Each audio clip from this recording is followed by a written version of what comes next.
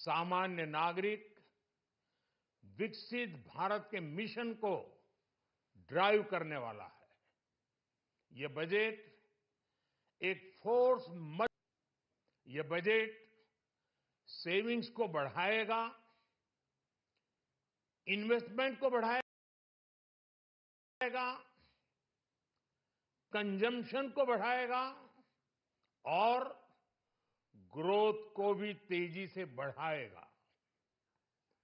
मैं वित्त मंत्री निर्मला सीतारमण जी और उनकी पूरी टीम को इस जनता जनार्दन का बजट, पीपल्स का बजट, इसके लिए बहुत बहुत बधाई देता हूं। साथियों, आमतौर पर बजट का फोकस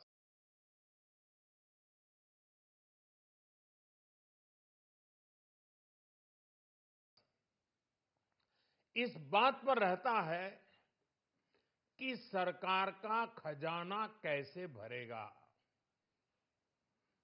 लेकिन ये बजट उससे बिल्कुल उल्टा है।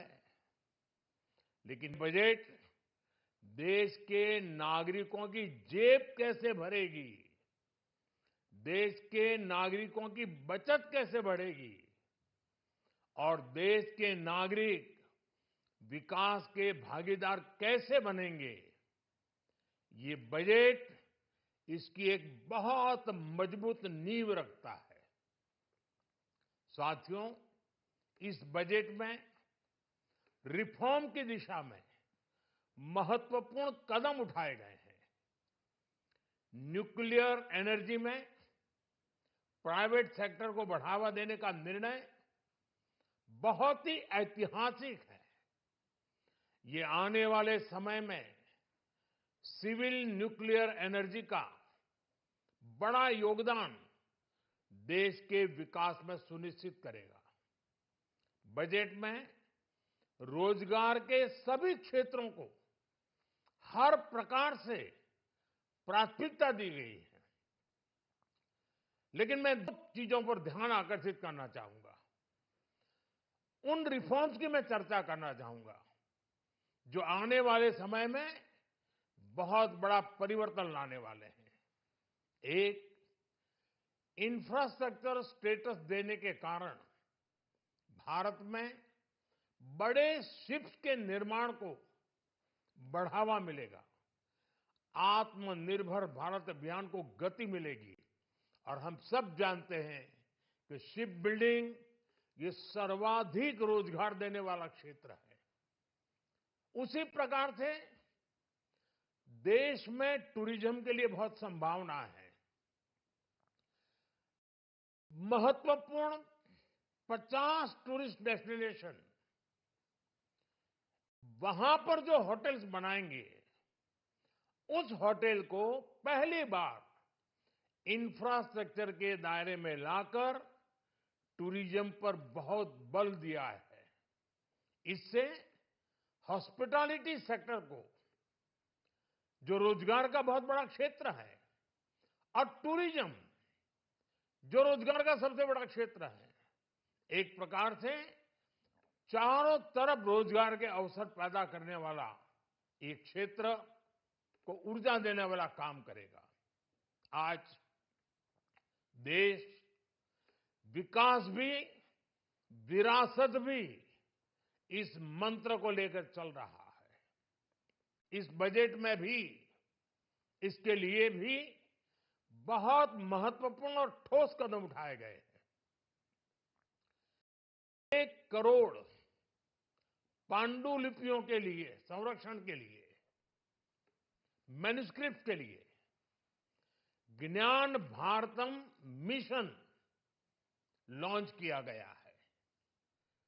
साथ ही भारतीय ज्ञान परंपरा से प्रेरित एक नेशनल डिजिटल रिपोजिटरी बनाई जाएगी। यानी टेक्नोलॉजी का भरपूर उपयोग किया जाएगा और हमारा जो परंपरागत ज्ञान है, उसमें से अमृत निचोड़ने का भी काम होगा। साथियों, बजट में किसानों के लिए जो घोषणा हुई है वो कृषि क्षेत्र और समूची ग्रामीण अर्थव्यवस्था में नई क्रांति का आधार बनेगी।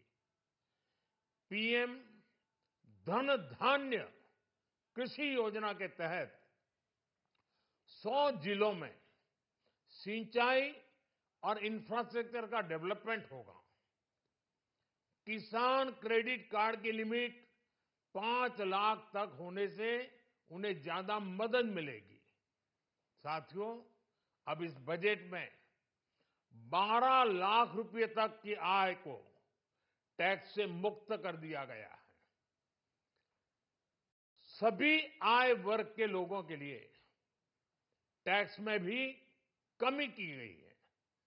इसका बहुत बड़ा फायदा हमारे मिडिल क्लास को, नौकरी पेशे करने वाले जिनकी आय बंधी हुई है, ऐसे लोगों को, मिडिल क्लास को इससे बहुत बड़ा लाभ होने वाला है।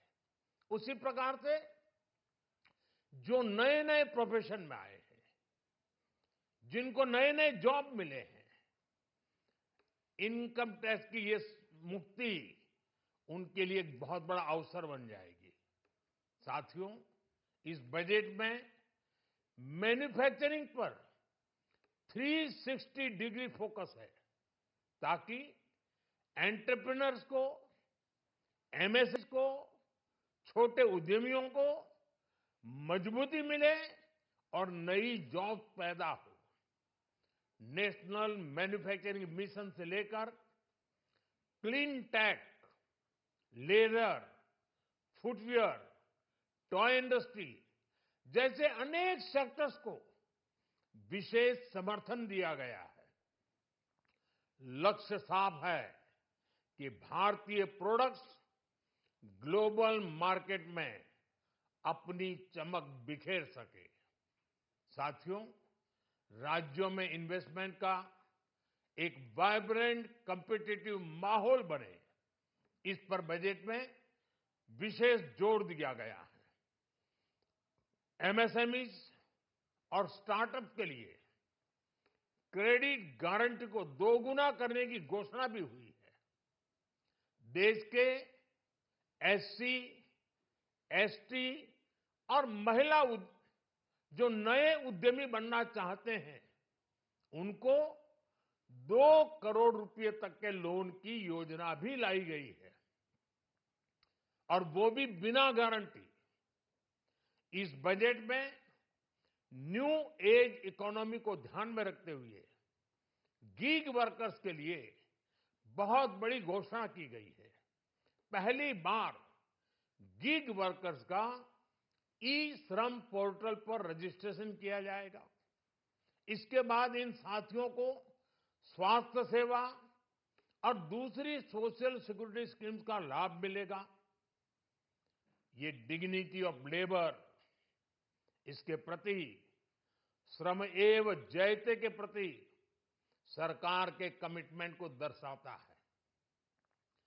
रेगुलेटरी रिफॉर्म से लेकर फाइनेंशियल रिफॉर्म्स, जन विश्वास 2.0 जैसे कदमों से मिनिमम गवर्नमेंट और ट्रस्ट बेस्ड गवर्नेंस के हमारे कमिटमेंट को और बल मिलेगा।